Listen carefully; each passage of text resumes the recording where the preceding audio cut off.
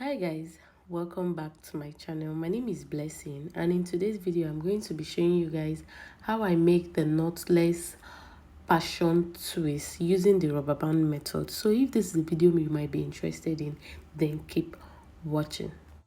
So I start off by sectioning the hair from the back. Now we're going to be doing the box method, so you always want to make sure you get a very clean and precise part using the precision comb and a gel. What I'll be using for this process is the shine and jam gel. You always want to add a braiding gel to the root of your pattern. This helps to define it properly, and you always want to section out and clip the parts you will not be using at that particular time, so you don't get hairs into the section you'll be working with, if you get what I mean.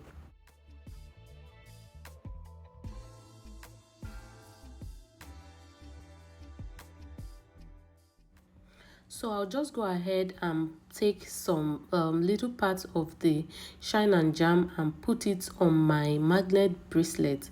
I really love this tool a lot. It could come really handy when you are working on a client or on yourself, so I don't have to be going back and forth getting a gel.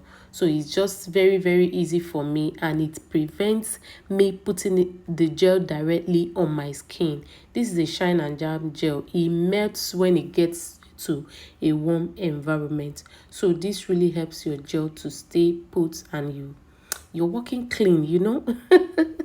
So like I said earlier, you need a precision comb to make sure you get a very clean part, and this gel is one of the best gel I use for braids because it helps me define the part properly.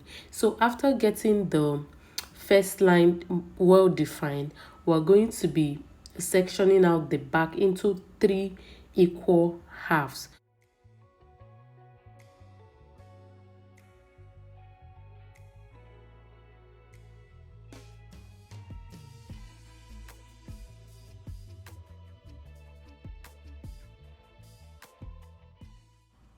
So throughout this process, I'm going to be using this gel.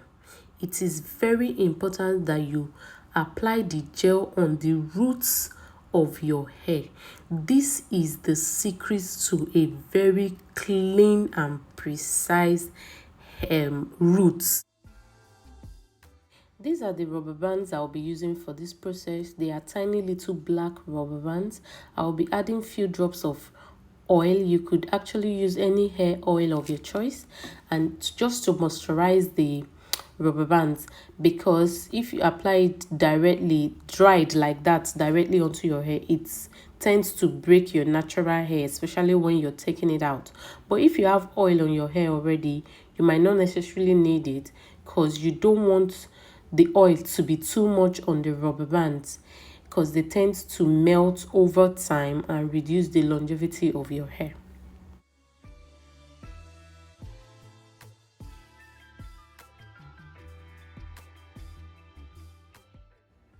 Now you want to make it, when you're tying your hair, you want to make it firm enough but not too tight. I repeat, firm enough but not too tight. At least if it's firm enough, it could take the braids when you start putting the braids on it. But if you make it way too tight and then you place the braids on it, it might start giving you or your client headaches, and you don't want that.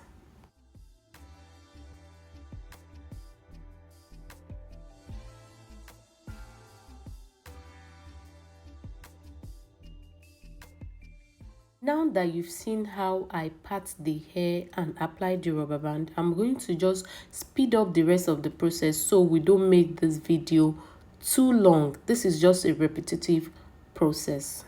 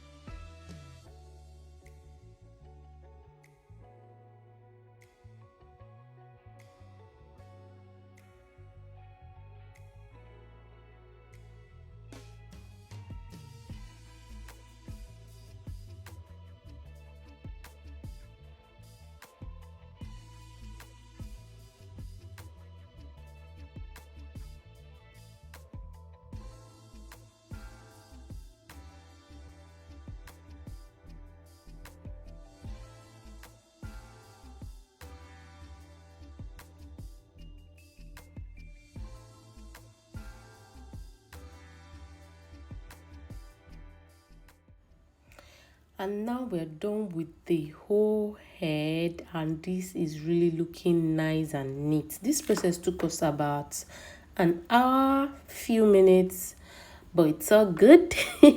And this is the braids we're going to be using. Is by Darling Passion Twist, color 1 in 30 inches.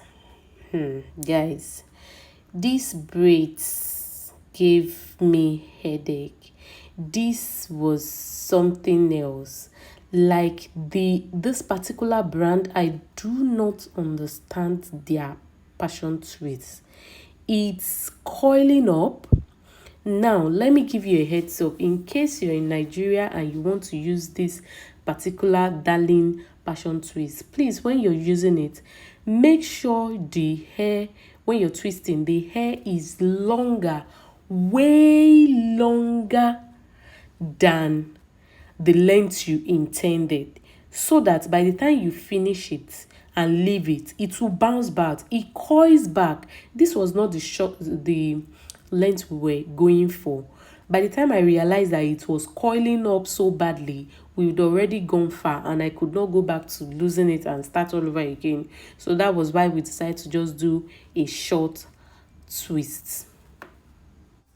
So for the back part, I just basically take one of the passion twist and then cut it into two, just because of the length I was aiming for.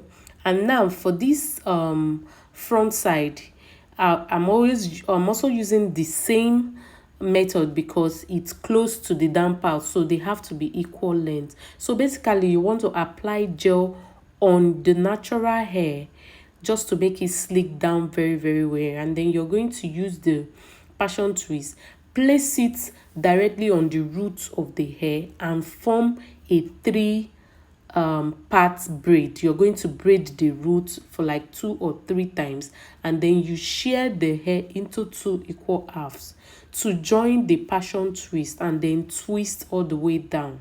I don't know if you understand this. It's just a visual something.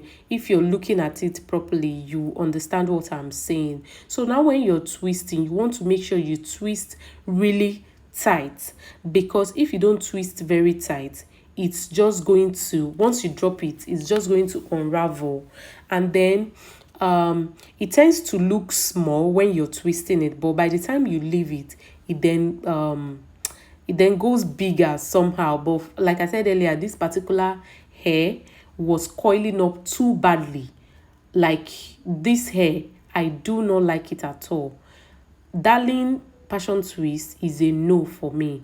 I don't know if you have used this particular brand before. Please leave it down in the comment section. Let me know what your experience was. Maybe I'm not doing something right. Please let me know.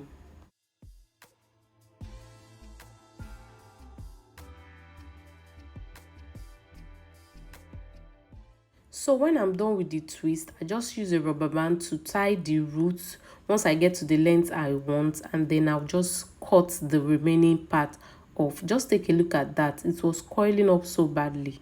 Now let's go over this again.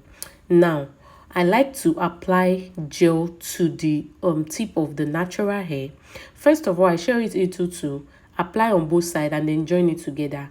You will see why very soon.